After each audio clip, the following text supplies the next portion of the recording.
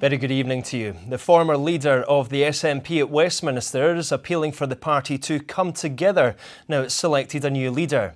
Ian Blackford, who backed Humza Yousaf to replace Nicola Sturgeon, praised the announcements the First Minister has made since taking office. The MP for Ross, Skye and Lochaber said the SNP now needs to rise to the challenges it has. I'm calling on the party to get behind Humza. We have to remember the SNP's won the last 8 elections under Nicola Sturgeon. What Humza has to do is to demonstrate to the people of Scotland that he is the man to take the country forward, that the focus is very much going to be on delivery of the devolved priorities of the Scottish Government, but at the same time rebooting the campaign for independence. A teenager has been charged in connection with the death of a man in Perth at the weekend. The 18-year-old is due to appear at the city's Sheriff Court tomorrow. Police were called to South Medvin Street at around 9:40 on Saturday evening and found a 20-year-old man with serious injuries. He was pronounced dead a short time later.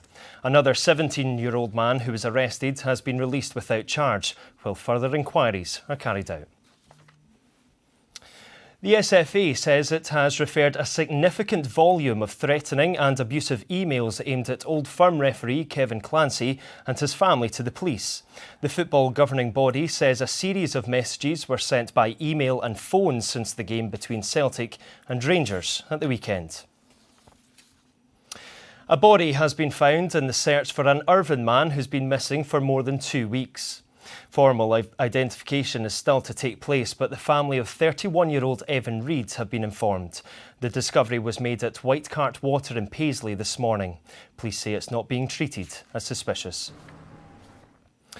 A 5-year-old boy who died after being struck by a bus in Glasgow has been named. Ayan Khan Noreen died after the incident on the city's Calder Street last Tuesday at around 5:40 p.m. A girl was taken to hospital with serious injuries. Police are appealing for more witnesses to come forward. More than 1 in 10 teachers have been physically assaulted by a pupil in the last year. That's according to a teaching union. More than 8,000 teaching staff took part in the survey for the NES UWT. They say the amount and severity of verbal and physical violence from pupils appears to be a legacy of the COVID pandemic.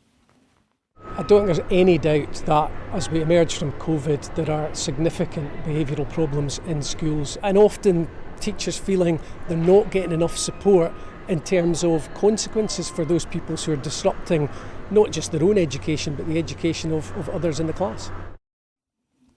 People living on the Ardnamurchan Peninsula are calling for the Scottish Government to take over the running of the Ferry after its replacement broke down over the Easter weekend. The relief vessel, the Maid of Glencool, suffered a major malfunction on Friday, leaving the area without any service at all. Operator Highland Council has said it could be several weeks before the sailings resume. Local residents say businesses are missing out on some vital Easter trade. It's the financial impact it's having on the residents. It's also the devastating financial impact that it's going to have on businesses. The local garage in Harrickle, they're estimating they're losing £1,000 a week. And this is not sustainable. Residents are now talking about withholding the council taxes. Well, yeah, if that's the only way to get some sort of action, maybe that's what we should do. On to sport now, and Scotland have been crowned World Men's Curling Champions with a final victory over Canada in Ottawa. A 9-3 win over the hosts was enough to clinch the world title. Stephen Brown reports. Scotland went into this final looking to clinch their first world title in 14 years. And the team of Bruce Mowat, Grant Hardy, Bobby Lammy and Hammy McMillan got off to a great start. Skipper Mowat playing a double tap in the second end to put the Scots 2 up. Brilliant. He's done it! Brilliant. Into the third and Canada had a chance to regain ground. But a heavy final shot placed Scotland into a convincing 4-0 lead. The hosts did claw one back, but in the fifth end, the Scots extended their lead even further with another 2 points and going 6-1 up into the break. Canada, though, weren't done yet. In the sixth, they scored another 2 points of their own to close the gap to 3 points. In the eighth end, and with one of Scotland's stones just in the house, the Scots had a chance to take 3 more points. Mowatt's final shot taking out the remaining Canadian stone and the home nation conceding defeat. A first world title since 2009 for Scotland, and it adds to this group's current European title, an Olympic silver medal. It's a bit surreal, to be honest. They all happened pretty quickly. Didn't expect the final to go the way it did in terms of being so quick. I thought we were maybe going to have to play 10 or 11 ends to win the game, but never thought we would win it in 8 and just dominate the final completely. It was a dream come true, really. Stephen Brown, STV News. Amazing, a great result. Now here's Philip with a look at the weather forecast. It's looking like a chilly one.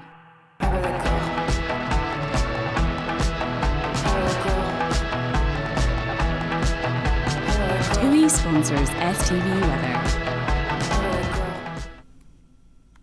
Hello there. Well, as we start to head through the rest of this evening and overnight, we will continue to see some showers, mostly across northern and western parts where they will be quite heavy at times. Further east, not seeing many, and in inland areas they will ease and die out. But we hold on to a lot of that cloud, so it does mean that temperatures won't be dropping too far tonight.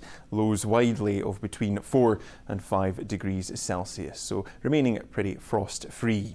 Looking ahead to tomorrow and through the course of the morning, those showers will continue.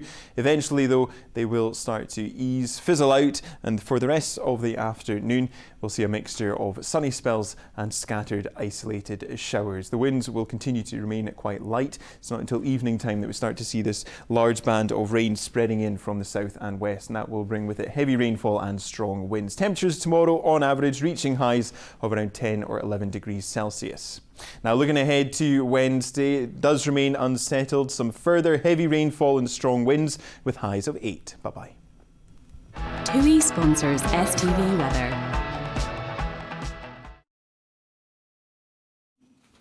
And that's where we'll have to leave it for this Bank Holiday Monday. We'll be back to our normal full programming from tomorrow. Until then, have a very good evening. Bye-bye.